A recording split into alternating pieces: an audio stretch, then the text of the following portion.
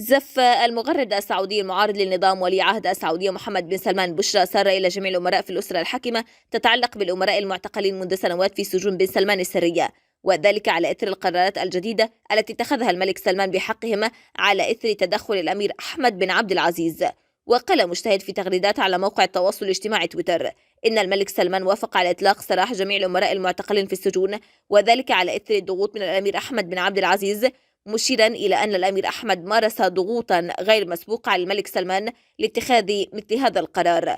وأوضح مجتهد الملك سلمان وعلى إثر اجتماعات مطولة مع الأمير أحمد عقد صفقة معه تقضي بوقفه الترويج عن فكرة كونه الملك المقبل، وأنه الأحق بعرش السعودية بدلا من بن سلمان في الوقت الراهن، وأن يتم الإفراج عن جميع الأمراء وعلى رأسهم الأمير محمد بن نايف. وأشار مجتهد إلى أن الأمير أحمد هدد الملك سلمان بطلب التدخل الأمريكي وإجباره على تنفيذ تلك التعليمات دون اتفاق، خاصة بعد إصرار الملك سلمان على إبقاء بن نايف في السجن، فيما وافق في اللحظات الأخيرة على أن يكون ضمن الأمراء المفرج عنهم، لافتا إلى أن الاتفاق بين الملك سلمان وأخيه الأمير أحمد أغضب بن سلمان خاصة، وأنه تم تجاهله بشكل غير مسبوق في الأمر. وفي وقت سابق أقر الديوان الملكي تحركا مضادا لمواجهة تحركات الأمراء السعوديين في الولايات المتحدة لمقاضاة ولي العهد محمد بن سلمان. وقال مصدر في الديوان الملكي إنه تم تشكيل لجنة للمتابعة القانونية مع شركة محاماة أمريكية رفيعة المستوى للتصدي لأي إجراءات قضائية ضد بن سلمان. وأوضح المصدر أنه تم تخصيص ميزانية مالية ضخمة للتعاقد مع شركة المحاماة وتكليفها بإدارة حملة قانونية وإعلامية مكثفة لإفشال تحركات الأمراء ومحاصرتها على الفور.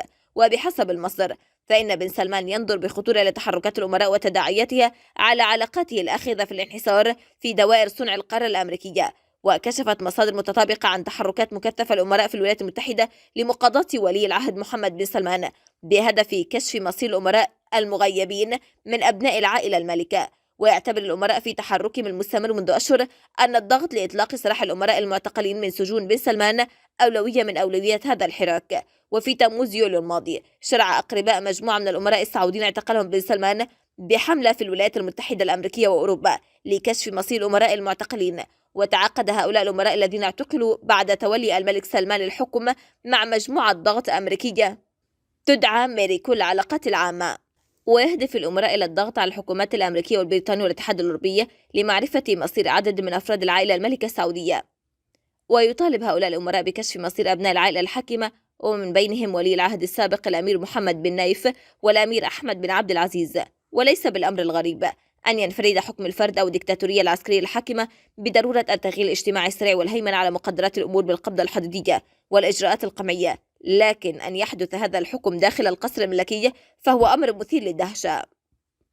والنظام الأساسي للحكم في المملكة تأسس عام 1992 في عهد الملك فهد بن عبد العزيز آل سعود بالأمر الملكي رقم 1090 وتاريخ 27 من آب أغسطس 1412 هجري بخصوص طريقة الحكم بالمملكة بشكل سلس كالدستور في الدول الأخرى.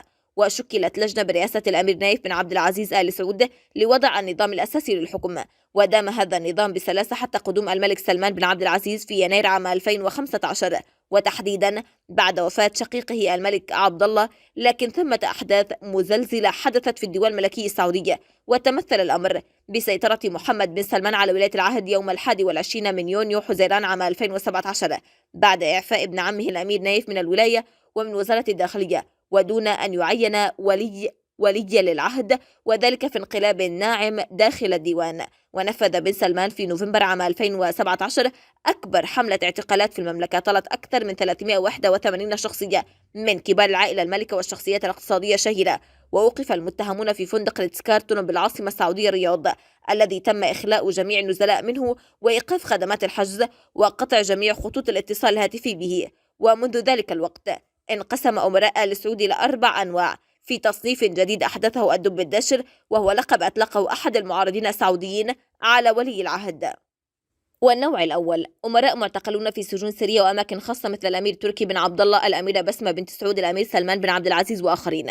وتكثف وساطات أمريكية وأوروبية جهدها في محاولة للضغط على المملكة وولي عهدها من أجل الإفراج على الأمير سلمان بن عبد العزيز بن سلمان بن محمد آل سعود، زوج إحدى بنات الملك الراحل عبد الله ووالده المعتقلان منذ يناير عام 2018.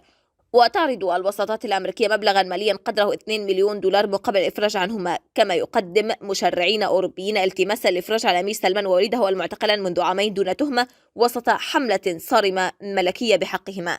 النوع الثاني، الأمراء المختطفين الذين لا يعرف مصيرهم، مثل الأمير أحمد بن عبد العزيز، الأمير نايف بن أحمد بن عبد العزيز، الأمير محمد بن نايف بن عبد العزيز. ويكتنف الغموض مصير ولي العهد السابق الأمير محمد بن نايف داخل معتقله السري في المملكة، عقب أنباء عن إصابته بنوبة قلبية نقل على إثرها إلى وحدة العناية المركزة. وأثرت المديرية العامة للسجون في المملكة تساؤلات وشكوك حول مغزى تغريدة نشرتها عبر صفحتها في تويتر في مايو أيار الماضي عن صحة الأمير، قبل أن تحذف التغريدة زاعمة أنها اختراق لحسابها. وفي وقت سابق قال معهد جيوبوليتيكال فيوتشرز الأمريكي المتخصص في خدمات التنبؤ الجيوسياسي في تقرير له إن ولي العهد السعودي الأمير محمد بن سلمان غير بشكل جذري نظام الحكم السعودي الذي أنشأه جده منذ عقود، وذلك في سعيه لخلافة والده المريض الملك سلمان، حيث قام الأمير محمد بإلغاء موقع المؤسسة الدينية الوهابية كقوة مؤثرة في السياسة والمجتمع السعودي، كما ألغى نظام الضوابط والتوازنات بين أفراد العائلة الملكة السعودية وطردهم من مراكز القوة السعودية. من خلال هذه التغييرات وغيرها، ووفق التقرير الذي أعده خليل خشان وترجمته وطن، تمكن ابن سلمان من فرض نظام سياسي مختلف جوهريا لا يمكن تمييزه عن الملكيات العربية المطلقة الأخرى والجمهوريات الرداليكية. تأسست المملكة العربية السعودية الحديثة التي يشار إليها أيضا باسم الدولة السعودية الثالثة عام 1932 على يد ابن سعود والد الملك الحالي، وبنى ابن سعود المملكة على أساس التوازن بين أفراد العائلة الملكة السعوديين والرواد الوهابية، وهي طائفة من الإسلام هيمنت على السعودية. لقد جلب السلام والاستقرار حتى في المناطق النائية من البلاد، وفوض مسؤوليات مختلفة لأطفاله، وعامل رجال الأعمال باحترام وتقدير. وبعد وفاته عام 1953 التزم أبنائه بالحفاظ على نظام الحكم الذي أرساه والدهم الراحل حتى خلال فترة مضطربة في أواخر الخمسينيات وأوائل الستينيات. لقد حافظوا على نظام من الضوابط والتوازنات، حيث لا يستطيع أي من كبار الأمراء المحيطين بالملك إملاء السياسات السعودية، وحرص ملوك السعودية على اتخاذ قرارات مجلس الوزراء بالإجماع لحماية وحدة العائلة المالكة. بصفته الزعيم الفعلي للمملكة العربية السعودية، لا يهتم محمد بن سلمان بمواصلة هذا التقليد. لقد ثبت أنه غير راغب في تقسم السلطة مع أفراد العائلة الملكة السعوديين الآخرين، ولا يتسامح مع النقد، كما اشتهر بسجن المثقفين والنشيطات والمدافعات عن حقوق الإنسان. تم تعيين محمد بن سلمان ولي العهد في عام 2017 من قبل والده الذي أقال ابن عمه محمد بن نايف من المنصب. واعتبر الكثيرون في الولايات المتحدة أن محمد بن سلمان هو الرجل الذي سيقود بلاده إلى الحداثة، لكن تصرفاته غير المنتظمة أثارت مخاوف واشنطن.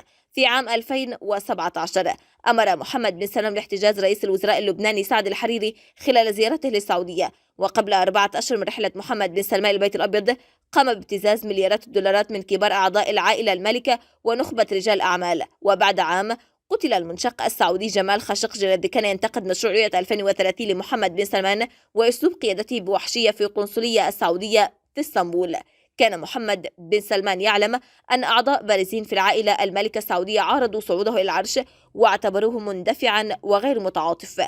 لم يكن يريد أن يواجه نفس المصير الذي واجهه عمه الملك سعود الذي أطيح به في عام 1964 من قبل تحالف من كبار الأمراء ورجال الدين. وهكذا أنشأ محمد بن سلمان جهازا أمنيا شخصيا خارج نطاق القانون وخارج نطاق القضاء لتعقب المعارضين السعوديين في الخارج، ولأنه مهووس بفكرة العائلة الملكة السعودية ستعتبره غير لائق للحكم، فهو مصمم على منع ظهور حركة أمراء أحرار أخرى على غرار تلك التي أنشأها الأمير طلال بن عبد العزيز في عام 1958 لضمان عدم الطعن في حكمه بطريقة مماثلة. فرض محمد بن سلمان عدة تغييرات بدعم من والده، وحطم الركائز الثلاث التي قامت عليها المملكة منذ العام 1932، وهي التمسك بالعقيدة الوهابية والإجماع القبلي ووحدة العائلة المالكة السعودية.